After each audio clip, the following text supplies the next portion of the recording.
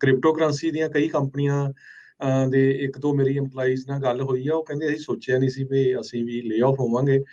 All of sudden ਉਹਨਾਂ ਨੇ email ਹੀ ਕਰਤੀ ਵੀ ਜੀ ਬਸ ਹੁਣ ਤੁਹਾਡੀ ਛੁੱਟੀ ਆ ਤੇ ਤੁਹਾਨੂੰ ਆਪਾਂ ਕੁਛ ਵੀਕਾਂ ਦੀ ਤਨਖਾਹ ਦੇਵਾਂਗੇ, 1 ਮਹੀਨੇ ਦੀ ਮੈਡੀਕਲ ਦੇਵਾਂਗੇ, ਉਹ ਤੋਂ ਬਾਅਦ ਫਿਰ ਤੁਸੀਂ ਆਪਣੀ ਜੋਬ ਲੱਭ ਲਓ। ਕਿਉਂਕਿ ਕ੍ਰਿਪਟੋ ਕਰੰਸੀਜ਼ ਬਹੁਤ ਸਾਰੀਆਂ ਆ ਤੇ ਬਹੁਤ ਸਾਰੇ ਇੰਜੀਨੀਅਰ ਇਹਨਾਂ ਦੇ ਵਿੱਚ ਕੰਮ ਕਰਦੇ ਹੈਗੇ ਆ। ਜੀ ਬਿਲਕੁਲ, ਕੋਇਨਬੇਸ ਦਾ ਆਪਾਂ ਦੱਸਿਆ ਸੀ ਆਲਰੇਡੀ ਉਹਨਾਂ ਨੇ ਕਿੰਨੇ % ਜਿਹੜਾ ਲੇ ਆਫ ਆ ਉਹ ਐਲਾਨ ਦਿੱਤਾ ਹੈਗਾ ਆ। ਵਾਲ ਸਟਰੀਟ ਦੇ ਵੈਟਰਨ ਨੋਵੋਗ੍ਰੈਟਸ ਉਹਨਾਂ ਨੇ ਤਾਂ ਇੱਥੋਂ ਤੱਕ ਕਹਿ ਦਿੱਤਾ ਆ ਵੀ economy is going to collapse. Economy ਜਿਹੜੀ ਆ ਅਰਥਚਾਰਾ ਆ ਬੁਰੀ ਤਰ੍ਹਾਂ ਡਿੱਗਣ ਵਾਲਾ ਆ। We are going to go into really fast recession. ਬਹੁਤ ਤੇਜ਼ੀ ਦੇ ਨਾਲ ਆ ਰਿਹਾ ਜਿਹੜਾ ਮੰਦਾ ਆ ਉਸ ਦੇ ਵਿੱਚ ਆਪਾਂ ਜਾ ਰਹੇ ਹਾਂ। ਸੋ ਇਹ ਮੈਂ ਨਹੀਂ ਕਹਿ ਰਿਹਾ, ਹਰਜੋਤ ਸਿੰਘ ਜੀ ਨਹੀਂ ਕਹਿ ਰਹੇ, ਇਹ ਇੱਕ ਵਾਲ ਸਟਰੀਟ ਦਾ ਜਿਹੜਾ ਵੈਟਰਨ ਆ ਮਾਈਕਲ ਨੋਵੋਗ੍ਰੈਟਸ ਉਸਨੇ ਜਿਹੜੇ ਅਰਥਚਾਰੇ ਦੇ ਭਵਿੱਖਬਾਣੀ ਨੂੰ ਲੈ ਕੇ ਜਿਹੜਾ ਉਹ ਕਿਹਾ ਆ।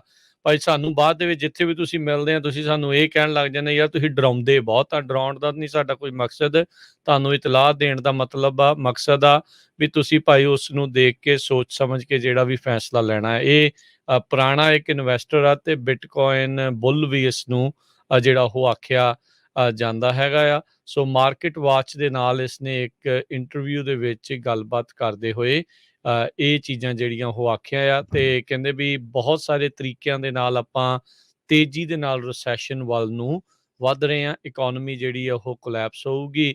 ਇਨਵੈਂਟੋਰੀਜ਼ ਕਹਿੰਦੇ ਹੁਣ ਆਪਾਂ ਦੇਖ ਰਹੇ ਹਾਂ। ਹਾਊਸਿੰਗ ਦੀ ਉਹਨਾਂ ਨੇ ਗੱਲ ਕੀਤੀ ਵੀ housing is starting to roll over, ਵੀ ਉਹ ਵੀ ਹੁਣ ਮੁੱਦੇ ਮੂੰਹ ਇੱਕ ਹਿਸਾਬ ਦੇ ਨਾਲ ਹੋ ਰਹੀ ਆ। ਤੇ ਇਨਵੈਂਟੋਰੀਜ਼ ਆਪਾਂ ਦੇਖ ਰਹੇ ਹਾਂ ਵੀ ਕਿਸ ਹਿਸਾਬ ਦੇ ਨਾਲ ਐਕਸਪਲੋਡ ਕਰ ਰਹੀਆਂ। ਉਹੀ ਸੇਮ ਗੱਲਾਂ ਜੋ ਆਪਾਂ ਤੁਹਾਨੂੰ ਦੱਸ ਰਹੇ ਹਾਂ। ਮਲਟੀਪਲ ਇੰਡਸਟਰੀ 'ਚ ਲੇ ਆਫ, ਫੈਡ ਜਿਹੜਾ ਆ ਉਹ ਇੰਟਰਸਟ ਰੇਟ ਵਧਾ ਰਿਹਾ ਆ, ਇਨਫਲੇਸ਼ਨ ਜਿਹੜੀ ਉਹ ਅਜੇ ਤੱਕ ਉੱਤੇ ਹੈਗੀ ਆ। ਸੋ ਇਹ ਸਾਰੀਆਂ ਚੀਜ਼ਾਂ ਓਵਰਆਲ ਕੁੱਲ ਮਿਲਾ ਕੇ ਇੱਕ ਟਿਕਿੰਗ ਟਾਈਮ ਬੌਂਬ ਵੱਲ ਨੂੰ ਜਿਹੜਾ ਉਹ ਵੱਧ ਰਿਹਾ ਆ। ਨਵੰਬਰ 1994 ਤੋਂ ਬਾਅਦ 'ਚ ਪਹਿਲੀ ਵਾਰੀ ਸੈਂਟਰਲ ਬੈਂਕ ਫੈਡ ਨੇ ਇੰਨਾ ਵੱਡਾ ਇੰਟਰਸਟ ਰੇਟ ਦੇ ਵਿੱਚ ਇਨਕਰੀਜ਼ ਜਿਹੜਾ ਆ ਉਹ ਕੀਤਾ ਆ। ਇਹ ਸਿਰਫ ਤੇ ਸਿਰਫ ਕੋਸ਼ਿਸ਼ ਇਹੀ ਆ ਵੀ ਜਿਹੜੀ ਇਨਫਲੇਸ਼ਨ ਆ ਉਸ ਦੇ ਉੱਤੇ ਕਾਬੂ ਜਿਹੜਾ ਉਹ ਪਾਇਆ ਜਾ ਸਕੇ।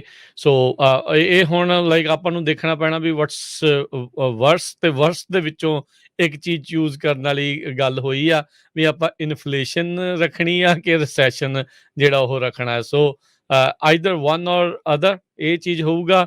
ਬੈਡ ਸਿਚੁਏਸ਼ਨ ਦੇ ਵਿੱਚ ਦੋਨੋਂ ਚੀਜ਼ਾਂ ਜਿਹੜੀਆਂ ਉਹ ਹੋਣਗੀਆਂ। ਸੋ ਆਪਾਂ ਨੂੰ ਤਿਆਰੀ ਵਰਸ ਦੇ ਲਈ ਕਰਕੇ ਜਿਹੜੀ ਉਹ ਆਪਣੇ ਆਪ ਨੂੰ ਸਾਰਿਆਂ ਨੂੰ ਰੱਖਣ ਦੀ ਜਿਹੜੀ ਉਹ ਜ਼ਰੂਰਤ ਹੈਗੀ ਆ।